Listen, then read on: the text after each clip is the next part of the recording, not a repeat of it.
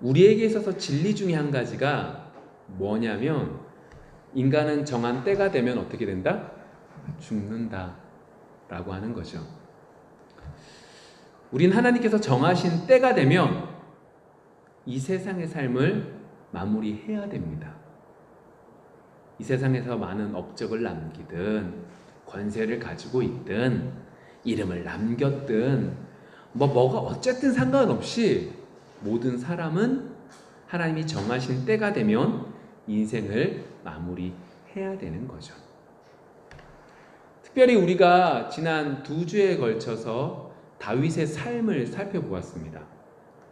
다윗의 입장에서는 최선을 다한 거예요. 그게 뭐였죠? 블레셋 땅으로 들어가는 거였어요. 내가 이러고 있다가 내가 피가 말라서 죽을 것 같은 거예요. 내가 이러고 있다가 나를 죽이려고 사울 왕이 나를 죽이려고 이렇게 쫓아오다가 결국 나뿐만 아니라 나와 함께 있는 우리 공동체가 600명이나 넘는, 아니 더 많은 가족들과 함께해서 더 많은 이 많은 사람들이 죽을 수 있다라는 생각 속에 최선을 다한 방법이 뭐예요? 블레셋으로 들어갔지만 그것은 결국 좋은 선택이 아니었죠. 근데 그것이 중요한 것이 아니었습니다. 그럼에도 불구하고 하나님은 가장 선하신 방법으로 그 뜻을 이루어 가세요. 다윗에게 있어서 뭐요? 왕으로서의 살아가야 될, 정말로 하나님이 왕을 주시고자 하는 그 목적에 부합한 모습을 갖춰가게 하나님은 만들어 가셨죠. 그렇게 준비된 것이 무엇이었냐? 다윗이 준비되었고 사울이 준비되지 못한 것이 무엇이냐? 다른 무엇인가가 아니었어요. 다윗이 준비된 것은 이 모든 것들은 누가 운행하고 계획하시고 진행하신다? 하나님이 하신다라고 하는 것을 확실하게 믿은 거죠. 하나님의 주권을 믿은 겁니다. 그 절정이 어디에 있어요? 자신의 아들들이 잘못한 그 모든 상황들 속에서 너희들 이거 잘못했어! 라고 말한 것이 아니라 그 모습을 통하여 내 모습이 투영되어서 그들에게 말도 못하고, 그렇게 어떠한 면에서 보면 무기력한 모습으로 살아가는 것에서 멈춰진 것이 아니라 자신의 아들이 자신을 죽이려고 반역을 일으켰을 때 도망쳐 나아가는 그 모든 모습들 뿐만 아니라 그 절정이 시므이라고 하는 사람이 다윗을 저주할 때 충분히 죽일 수 있음에도 불구하고 그를 그냥 두라고, 하나님이 그를 통하여 나에게 지금 말씀하시는 거라고, 만일에 혹시나 하나님이 이렇게 나를 저주하는 모습을 불쌍히 여기신다면 내가 다시금 회복될 수도 있지 않겠냐고. 그런데 안 해주신다 할지라도 나는 말할 자격이 없는 사람이라고. 모든 것들을 하나님의 주권으로 인정하고 있는 모습을 통하여 다윗이 준비된 거구나. 우리가 준비되어야 될 것은 하나님의 주권을 인정하는 거구나. 내가 원하는 때 이루어지는 것을 소망하며 살아가는 것이 아니라 하나님의 때에 이루어진 것을 소망하며 살아가는 거구나 라는 것을 배웠죠. 이렇게 훈련받은 사람이 다윗이에요. 근데 이런 다윗도 하나님이 정하신 때가 되니까 어떻게 해요? 죽습니다. 오늘 이 다윗이 이제 죽을 때가 가까운 거예요. 다윗은 지금까지 훈련을 받아왔잖아요. 그렇게 힘들게 왕이 됐잖아요. 근데 이 다음에 왕이 될 솔로몬이라는 내 자녀는 내가 지금까지 훈련받은 것과 전혀 다른 삶을 살아왔다는 거죠. 나는 목숨도 걸고 하나님께 매달리고 하나님 앞에 실패하며 한 걸음 한 걸음 하는 길 찾아가며 나아갔다면, 솔로몬은 어려서부터 왕자로서 태어났고 왕자로서 살아왔다는 거죠. 좀 걱정이 돼요. 솔직하게 사울왕의 왕이 됐던 것과 어떤 면에서 별반 다르지 않게 훈련 없이 되어진 그 모습 같은 거예요. 이런 모습을 보고 있는 다윗이 자신의 아들 솔로몬에게 오늘 이야기를 하고 있는 거죠. 마지막 말을 하는 거예요. 유언을 하는 거예요. 단순히 죽음 앞에서 앞으로 잘 살아가 라고 말하고 있는 것이 아니라 자신이 일평생 삶을 통하여 하나님을 배워왔던 것을, 모든 것들을 녹여서 자신의 아들에게 전하고 있는 거죠. 단순하게 우리가 알고 있는 항상 들었던 모세가 여호수아에게 아니 많은 믿음의 선진들이 했던 그 얘기 똑같은 얘기 같지만 그렇지 않아요. 그렇다 그 사람들이 그렇다는 것도 아니고 그 사람들도 자신의 진정으로 나온 그 말을 한 것이고 오늘 다윗도 그런 자신의 삶 전부를 통하여 그 녹여있는 신앙을 그의 아들에게 전해주고 있는 거죠. 오늘 말씀을 통해서 그것을 발견할 수 있는 여러분들이 되어지기를 원합니다. 말씀을 통하여 정말로 다윗이 왜 그의 아들 솔로몬에게 이 피 끓는 이야기를 하고 있는지 오늘 살펴보기를 원합니다. 열왕기상 우리가 2장을 읽었는데 1장의 내용은 이제 여러 우여곡절 속에 솔로몬이 왕이 됩니다. 그리고 그에 반해서 다윗은 어떻게 될까요? 이제 죽음 앞에 죽을 날이 임박한 상황 속에 놓여 있는 거죠. 그의 사랑하는 아들 솔로몬에게 정말로 마지막 이야기를 하고 있는 장면이 오늘 이야기예요. 2장 1절과 2절 한번 제가 읽어볼게요. 다윗이 죽을 날이 임박함에 그의 아들 솔로몬에게 명령하여 이르되 내가 이제 세상 모든 사람이 가는 길로 가게 되었노니 너는 힘써 대장부가 되고. 우리가 서론에서 이야기했던 그 진리를 이야기하고 있습니다. 뭐였죠? 사람은 때가 되면 죽는다. 너무나 잘 알고 있는 얘기죠. 제가 진리라고 말했지만 세상 사람들도 알고 있는 얘기입니다. 그런데 세상 사람들이 모르고 있는 진리가 있죠.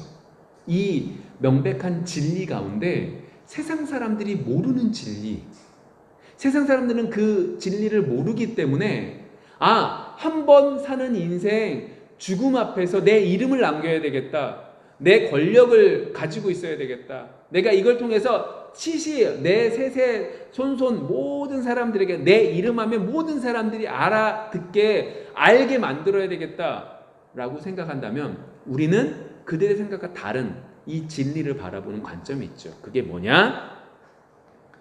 누가 이렇게 되리라고 말씀하신 거죠? 누가 이렇게 하셨습니까? 누가 죽게 하셨습니까? 하나님이요. 당연한 거죠. 아니요, 이게 진리입니다. 하나님이 말씀하셨음에 사람은 죽습니다. 우리의 선조, 우리의 조상인 아담과 하와가 범죄함으로 하나님께서 말씀하셨거든요. 너희는 흙이니 흙으로 돌아가라. 그리고 그 말씀대로 우리는 죽습니다. 우리가 나이가 들어서, 우리가 병이 들어서 죽는 게 아니라 하나님께서 죄의 결과로 죽으리라고 말씀하셨으니까 죽기 시작하는 거죠. 그리고 그 말씀대로 다 이루어졌고 우리 모두는 죽어가고 있습니다. 생각해 보세요. 여러분, 이 한국이라는 곳에서 태어나고 싶으셔서 태어났나요? 아니요. 우리가 의지를 가지고 이때쯤 태어나야 되겠다라고 태어나셨나요? 아니요. 우리의 의지를 가지고 태어난 것이 아닙니다. 그런데 우리는 인생을 살다가 어떻게 되는 거예요? 결국 죄의 결과로 죽음을 맞이하는 인생을 살아가고 있는 거죠. 예수 믿지 않는 사람들만 죽습니까? 아니요. 예수 믿는 우리들도 죽습니다. 난 예수를 잘 믿었기 때문에 내가 정말로 오랫동안 살 거야, 200년, 300년 살 거야. 아니요. 예수 믿는 사람도 죽고 예수 믿지 않는 사람도 죽습니다. 왜요? 예수 믿어도 우리의 몸은 어떻게 해요? 죄의 몸이기 때문에 그런 거죠. 죄의 이 몸을 가지고 있는 한 죄의 지배를 받고 있다라고 말하고 있는 겁니다. 그래서 우리 잘 생각해 보면 이게 어떻게 보면 아냐면 우리는 하나님이 기뻐하시는 일보다 하나님이 싫어하는 일이 그렇게 즐겁죠. 그 모습이 우리의 모습입니다. 그래서 바울은 이 부분에 있어서 정확하게 우리에게 알려줍니다. 로마서 말씀인데 6장 6절과 7절 말씀입니다. 우리가 알거니와 우리의 옛사람이 예수와 함께 십자가에 못 박힌 것은 죄의 몸이 죽어 다시는 우리가 죄에게 종노릇하지 아니하려 함이니 이는 죽은 자가 죄에서 벗어나 의롭다 하심을 얻었음이라. 오늘 로마서 6장 6절과 7절 말씀 속에서 정확하게 얘기하고 있어요. 우리의 몸이 뭐요? 죄의 몸이다. 근데 이 죄의 몸이 6절에서 죄의 몸이 죽어 어떻게 해요? 더 이상 우리가 죄에게 종노릇하지 않게 하려 한다. 근데 그게 어떻게 가능했냐? 예수님께서 십자가에 못 박혀 돌아가심으로 죄의 옛사람은 죽고 새 사람이 되었다. 근데 우리가 지금 어디 안에 있어요? 죄의 몸, 옛사람 안에 있으니 우리 역시 뭐가 되는 거예요? 죽는 거예요. 그렇지만 예수를 믿는 그 순간 어떻게 해요? 하나님의 은혜로 하나님의 백성이 되고 예수님께서 다시 오실 때 어떻게 되는 거예요? 우리의 이 죄의 몸인 이 부분도 완전히 바뀌게 되는 거예요. 그러니까 예수님께서 좀 다른 거지만 예수님께서 다시 오실 때 우리가 그 생각을 해요. 여러분들 만일 여러분들이 막 80세, 90세 정말로 호할머니가 되셨을 때 돌아가셨어요. 그럼 다시금 부활해요. 예수님이 다시금 오셔가지고 우리가 다시금 부활해요. 그러면 80세, 90세 된 몸으로 부활하실 거예요? 온몸이 아프신데?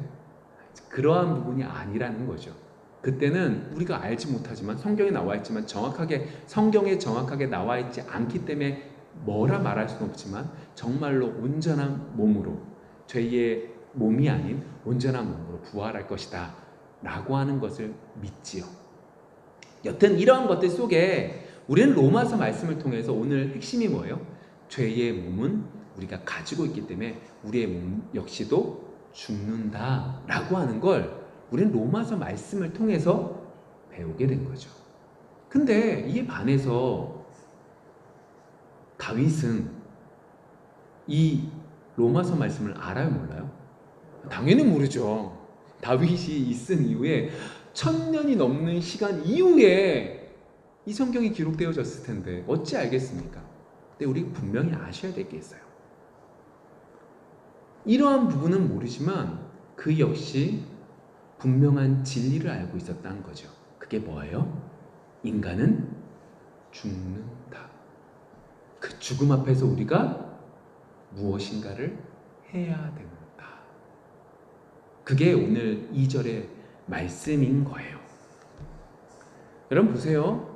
사람이 죽습니다.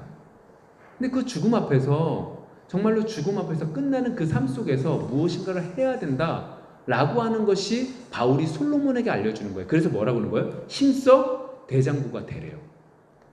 근데 여기서 오해하지 마셔야 될 게 한 가지 있어요. 다윗이 우리가 아는 것처럼 그런 것은 아니지만 분명히 알고 있는 것이 있다. 근데 그 알고 있는 것 속에서 자신의 아들에게 이렇게 말을 하고 있는데 이 말은 내가 이걸 하면 무엇인가를 하면 우리가 구원에 이른다의 의미가 아니라는 거죠. 왜 이렇게 말할 수 있냐? 다윗이 제가 아까 전에 서론에 말한 것처럼 첫 번째 사건, 두 번째 사건을 통하여 그가 깨달은 게 뭐예요? 그가 할 수 있는 게 없다는 걸 분명히 깨달은 거죠. 그가 분명히 알고 있는 건 그가 아무것도 할 수 없는 그러한 존재라는 걸 알고 있는 거예요. 시므의 사건을 통하여 하나님의 주권을 인정하고 있는 것이고 그 여러 가지 사건들을 통하여 그는 삶 속에서 하나님이 그 모든 것들을 인도해 주신 은혜를 깨닫고 하나님의 주권을 인정하는 모습으로 그가 나아가고 있는 거죠. 그런 면에서 지금 이 이야기를 하고 있다라는 걸 머리에 두시면 돼요. 그리고 또 한 가지 힘써 대장부가 되라 라고 하는 얘기는 씩씩하게 나가라 뭔가를 이루어라 이 말의 의미가 아니라 모세가 여호수아에게 똑같은 얘기를 하는 거예요. 무슨 의미예요? 율법 하나님 말씀 뭐 하라는 거예요? 담대하게 지켜가라 라고 하는 이야기를 말하고 있는 거죠. 자, 3절의 말씀 좀 볼게요. 열왕기상 2장 3절. 내 하나님 여호와의 명령을 지켜 그 길로 행하여 그 법률과 계명과 율례와 증거를 모세의 율법에 기록된 대로 지키라. 그리하면 내가 무엇을 하든지 어디로 가든지 형통할지라. 자, 다윗이 이야기하는 거예요. 사랑하는 아들아, 너희 힘써 대장부가 돼. 말씀을 잘 지켜. 그 내용이 뭐예요? 오늘 3절의 얘기처럼 명령, 율법, 율례, 증거, 이 모든 것들, 율법을 잘 지키면서 살아가 라고 하는 이야기를 하고 있는 거죠. 자, 보세요. 다윗이 깨달은 게 한 가지가 있습니다. 지금 이 이스라엘이라는 나라는 다른 나라와 다르다는 거죠. 구별되었다는 걸 알고 있어요. 우리는 다른 사람들과 다르다는 걸 이야기하고 있다는 거예요. 세상의 나라는요, 어떻게 되면 부강해요? 싸우면 부강해져요. 싸워서 이기면 부강해져요. 우리나라에 없는 게 저 나라에 있으면 저 나라와 싸워서 저 나라를 복속시키면 저 나라에 있는 걸 가지고 우리나라에 가지고 와서 우리나라가 더 부강해지는 거죠. 경쟁하고 싸우는 게 세상의 나라예요. 근데 하나님의 나라는 달라요. 우리 이스라엘은 다른 거예요. 우리는 다른 거예요. 오늘 다윗이 솔로몬에게 이야기하고 있는 게 이거죠. 야, 우리나라는 다른 나라들처럼 경쟁하고 싸우고 승리하고 모략을 뿜어서 나아가는 나라가 아니라 하나님 말씀을 지키면 살아가는 나라야 라는 걸 다윗은 분명히 알아서 그의 아들에게 전해주고 있는 거예요. 아니, 우리에게 얘기하고 있는 거죠. 여러분, 우리는요, 최선을 다하여 살아가지만 다른 사람들과 구별되어져 하나님 말씀을 마음에 새겨 그 말씀대로 살아가려고 몸부림칠 때 하나님은 우리 속에 역사하십니다. 오늘 다윗은 솔로몬에게 이 이야기를 하는 거죠. 야, 봐라, 가나안이 정복될 때도 우리 이스라엘 백성들보다 이 땅에 있었던 가나안 민족들이 훨씬 더 강성했다. 훨씬 더 능력이 많았다. 훨씬 더 실력이 많았다. 그런데 우리는 이 땅들을 차지했다. 도리어 그렇게 차지했음에도 불구하고 하나님 말씀에 순종하지 못하니까 그 땅들을 빼앗기며 지금까지 살아왔다. 기억해라. 우리가 살아갈 방법은 하나님의 능력으로 살아가는 것이다. 오늘 다윗이 그의 사랑하는 아들에게 이야기하는 거예요. 야, 세상의 방법으로 살아가는 것이 아니라 우리는 하나님을 의지할 때 하나님의 능력으로 살아가는 존재다. 오늘 우리에게 이 말씀을 하시는 거죠.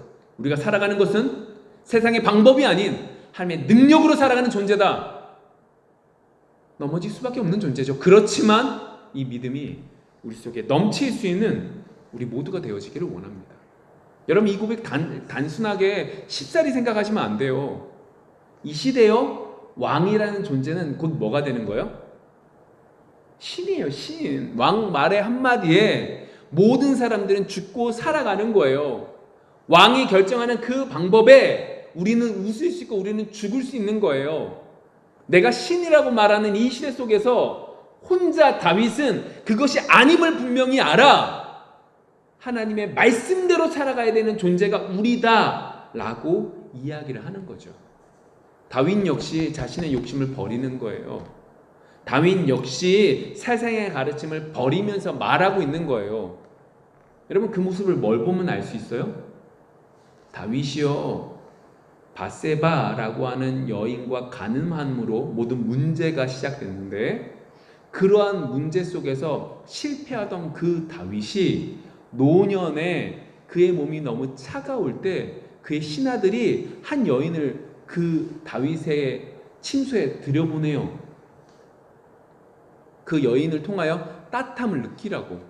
여러분, 말도 안 되는 얘기잖아요, 지금 생각해보면. 근데 그것이 가능했던 시대예요. 근데 다윗이 그 여인을 품지 않아요. 다윗의 모습 속에서도 자신을 절제하며 이전에 무너진 것들을 회복해 가는 그 모습이 다윗 속에서 있는 거죠. 그리고 그 고백을 내 사랑하는 아들에게 전해주고 있는 거예요. 근데 이건 단순히 다윗이 뭔가 특별하기 때문이 아니라 다윗이 그 모든 상황들 속에서 하나님이 그와 함께 계셨음에 그 신앙의 고백적으로 이 고백이 나오는 거예요. 근데 이 고백이 신명기 말씀을 따라서 나간 거거든요. 신명기서 17장 14절부터 20절의 말씀이 무슨 내용이냐면 하나님께서 이스라엘 백성들에게 왕을 주시려고 하셨어요.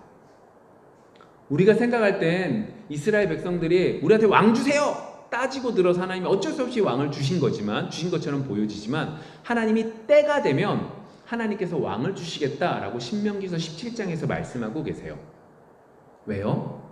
지난주에 말씀드렸지만 왕이라는 존재가 우리가 생각하는 군림하는 왕이 아니라 하나님께서 생각하는 왕은 뭐였어요? 하나님의 말씀을 들어 순종하여 백성들의 입장에서 왕도 이렇게 하는 거구나, 우리가 이렇게 하는 것이 옳구나 라고 하는 심부름 꾼의 모습을 보이기를 원하셨던 거죠. 그리고 그러한 사람이 준비되어지면 하나님은 왕을 주시려고 하는데 그 왕의 모습 속에 필요한 것이 몇 가지가 있었어요.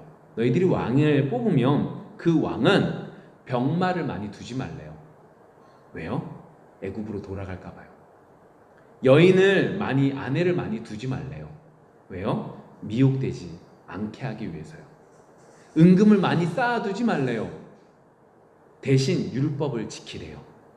이 말을 하고 있거든요. 그러면서 신명기서 17장 20절의 말을 다윗이 솔로몬에게 하고 있는 거예요. 그 말씀이 이렇게 떼어져 있습니다. 그리하며 좀 전에 말씀드린 것처럼 병마와 아내와 은금을 많이 두지 않으며 그의 마음이 그의 형제 위에 교만하지 아니하고 이 명령에서 떠나 자로나 우러나 치우치지 아니하리니 이스라엘 중에서 그와 그의 자손이 왕위에 있는 날이 장구하리라. 솔로몬에게 이 얘기를 하는 거예요. 너 하나님 말씀 잘 지켜, 율례 잘 지켜. 이 말 한 이유는 너희들 좀 전에 말한 것처럼 병마와 여인 아내와 그리고 은금을 많이 쌓아두지 말아라 라고 하는 걸 잘 지킬 때 뭐 하겠다고요?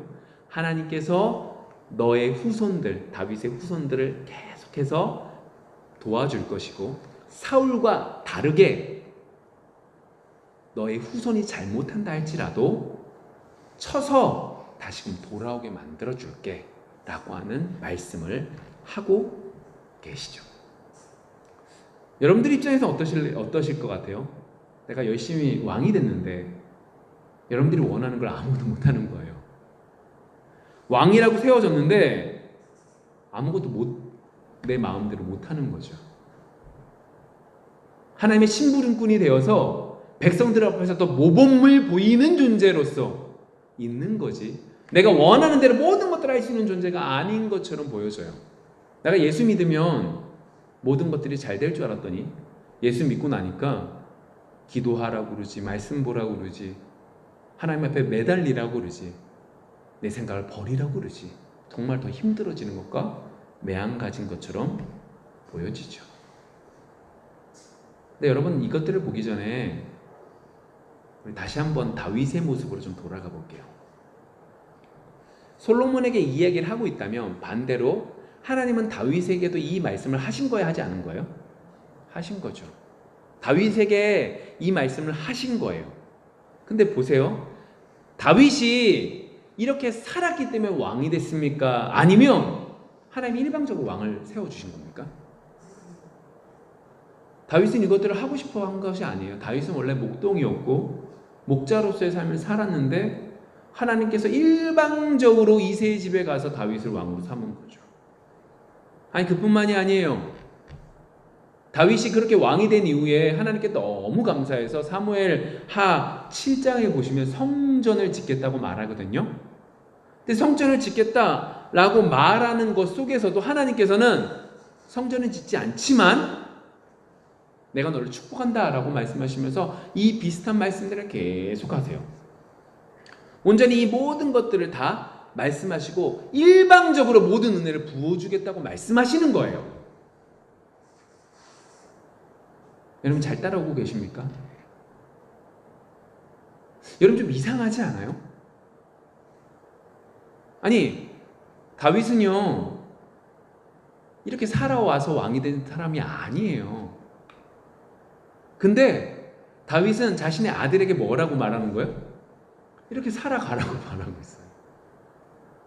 신명기서에 있는 말씀을, 사무엘 하 7장의 말씀을 다윗은 그것들 속에서 부합되지 않았음에도 불구하고 왕이 됐는데 그 얘기를 자신의 아들에게는 쭉 하고 있는 거죠. 열왕기상 2장 4절 이어서 보면 이렇게 되어져 있습니다. 여호와께서 내 일에 대하여 말씀하시기를 만일 내 자손들이 그들의 길을 삼가 마음을 다하고 성품을 다하여 진실이 내 앞에서 행하면 이스라엘 왕위에 오를 사람이 내게서 끊어지지 아니하리라 하신 말씀을 확실히 이루게 하시리라 라고 이야기하면서 자신의 얘기와 좀 다른 얘기를 하고 있는 거죠. 아니, 좀 더 정확하게 말해볼까요? 이 부분이 되게 중요한 건데, 만일 이 말씀대로 따지면 다윗은 계속해서 왕위를 유지할 수 있는 사람입니까? 아니면 왕위에서 잘려야 될 사람입니까? 다윗의 일생을 보세요. 다윗은 가늠했습니다. 많은 여인들을 둘 수 있었음에도 불구하고 가늠했습니다. 살인을 범했습니다. 그것만 실수인가요? 다른 실수도 있습니다. 그런데 자기가 이 말씀에 딱 앞에 서면 패해질 수밖에 없는 그런 다윗이 오늘 이 말씀을 자신의 아들에게 이야기하고 있는 거죠. 좀만 더 가볼까요? 율법이라고 하는 것이 어떤 용도로 하나님께서 우리에게 허락해 주신 겁니까? 오늘 다윗이 자신의 아들 솔로몬에게 율법을 지키라고 말씀하시는데 이 율법이라고 하는 의미가 어떤 의미로 하나님께서 우리에게 주셨냐라고 하는 거죠. 어떤 의미죠? 우린 알고 있어요. 어떤 거요? 로마서 3장 19절과 20절. 우리가 알거니와 무릇 율법이 말하는 바는 율법 아래에 있는 자들에게 말하는 것이니 이는 모든 입을 막고 온 세상으로 하나님의 심판 아래 있게 하려 함이라. 그러므로 율법의 행위로 그의 앞에 의롭다 하심을 얻을 육체가 없나니 율법으로는 죄를 깨달음이니라. 자, 보세요. 율법이라고 하는 것이 우리는 정확하게 알고 있는데 그게 뭐냐? 하나님 앞에 우리가 죄인인 것을 율법을 통해서 깨닫게 하는 거죠. 근데 오늘 다윗이 솔로몬에게 이야기하는 그 여러 가지 이야기들을 잘 보면 좀 많이 이상해요. 보세요. 첫 번째로 이상한 게 뭐냐면 다윗은 준비됐어요. 훈련 받았어요. 근데 솔로몬은 준비되지 않았어요. 마치 사울 왕과 비슷하게 준비되지 않았죠. 근데 사울왕은 실수하면 사울왕은 기회를 줬음에도 불구하고 그거 못하니까 끝났는데 하나님께서 다윗에게 허락해 주신 것은 그것이 계속될 것이다 라고 말해요. 아니, 다윗 역시도 그러한 과정 속에서 온전해서 하나님이 품어준 것도 아니고 그가 왕이 올라서도 올바로 잘해서도 유지시켜 주신 것도 아니었어요. 하나님 이 두 가지의 왕의 모습들을 통해서 완전히 구별하시고 비교하고 계시는 거예요. 자신의 노력으로 이스라엘 백성들이 원해서 이루어진 왕과 하나님이 인정해 주시고 하나님이 선택하신 왕의 모습, 완전히 다른 거죠. 이 다른 모습 속에서 율법을 지키라고 하는데 이 율법도 뭐예요? 우린 정확하게 알고 있는데 죄의 모습을 깨닫게 하는 거라는 거죠. 뭔가 복잡해져요. 여기서 잠깐만 한 가지만 좀만 더 가볼게요. 이 본문 오늘 내용과는 좀 다른 내용인데 이 말씀을 좀 드려야 될 것 같아서 우리는 때때로 여러분들이 구약에 있는 아브라함과 같이 하나님의 은혜를 받으면 우리는 아브라함보다 좀 더 나을 거라고 생각을 합니다. 어떻게 저럴 수 있지? 성경의 인물들을 통해서 그렇게 느끼곤 하는데, 우리가 정말로 아셔야 되는 것 중에 한 가지가 뭐냐면, 신약 시대에 우리는 구약에 있었던 그 사람들보다 더 명확하게 복음의 진리를 알고 있는 존재라는 거예요. 무슨 얘기냐면 이 얘기죠. 구약에 있는 사람들은 율법을 지키래요. 그 율법을 지키라는 말씀에 자신의 모든 것들을 다해서 열심히 지키려고 노력을 해요. 근데 그것이 안 되죠. 안 되는 것 속에서 결국 구약의 마지막에 보시면 성전문을 좀 닫아라 라고 말씀하시는 하나님의 모습이 보여져요. 근데 우리는 신약의 이 성경을 통하여, 예수님을 통하여 명확하게 분명한 복음을 듣고 있어요. 들었어요. 그게 뭐예요? 율법이라는 것은 우리가 죄인이라는 것을 깨닫게 하기 위한 거구나 라는 것을 더 정확하게, 그리고 여러 예수님의 모습을 통해서 배우고 확신할 수 있는 거죠. 여러분들이 지금 있는 이곳에서 감사하지 못한다면, 여러분들이 생각한 더 큰 은혜가 주어진다 할지라도 그 상황 속에 감사하지 못합니다.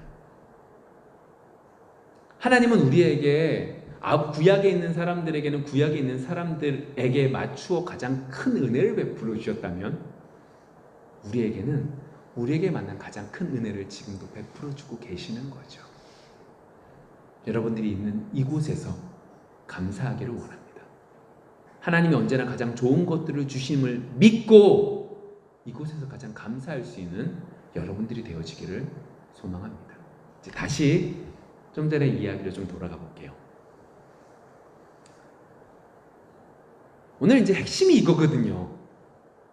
다윗은 자기도 그렇지 않으면서 왜 아들한테 그 얘기를 했냐는 거죠.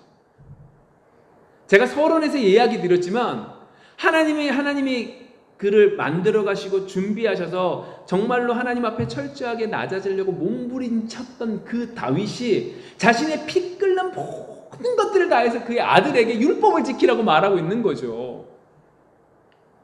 죄를 깨달으는 것만을 전해주고 있는 거예요. 왜 그렇느냐? 라고 하는 것이 너무나 중요한 이야기죠. 그럼 보세요. 다윗은요, 자신이 훈련되는 그 모든 삶을 통해 깨달은 게 뭐였어요? 나 안 되는구나. 이만하면 될 줄 알았는데, 몹쓸 놈이었던 거예요.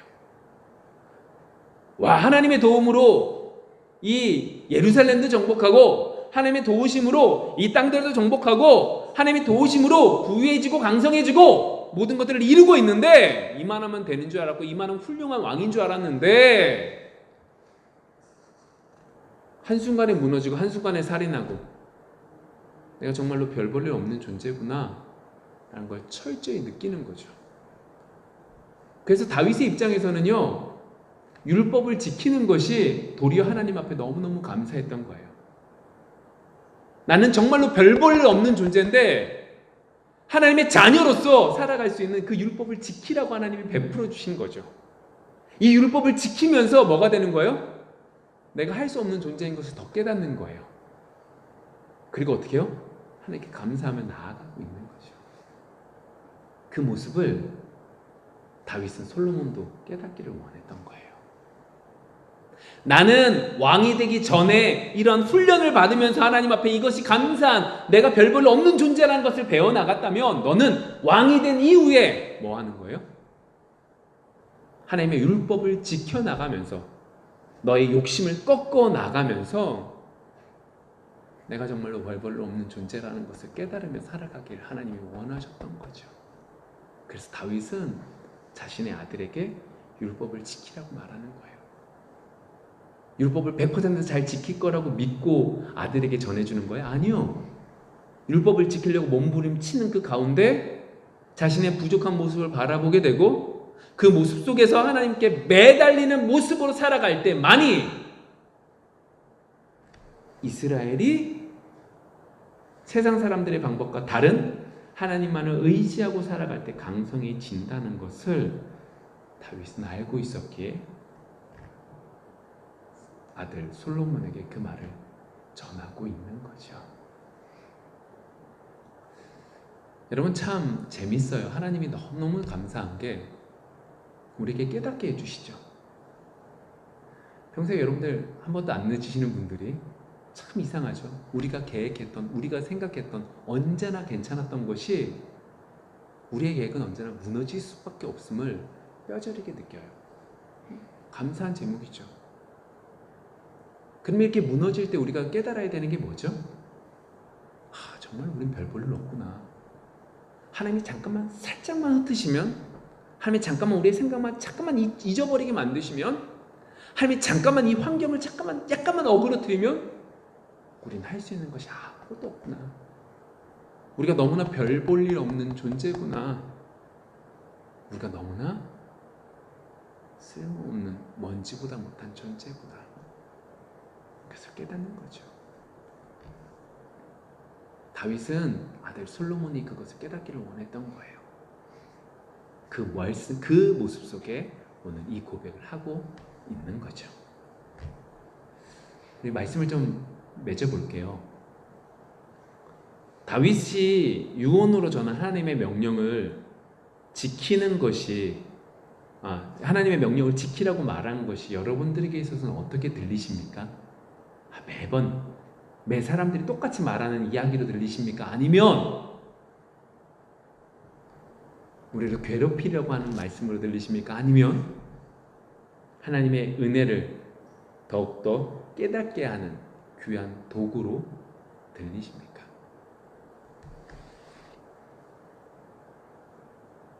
우리의 상황 속에서 우리의 약함이 드러나기를 원합니다. 우리의 약함이 드러나 더욱더 큰 하나님의 은혜로 나아가는 이번 한 주가 되어지기를 원합니다. 우리는 할 수 없습니다. 그렇기 때문에 하나님을 의지하는 겁니다. 다윗은 그 고백을 그의 마지막 유언 속에서 다음 세대를 이끌어갈 솔로몬에게 전하고 있는 거죠. 오늘 이번 한 주 그런 은혜가 넘칠 수 있는 우리 모두가 되어지기를 소망합니다. 기도하겠습니다.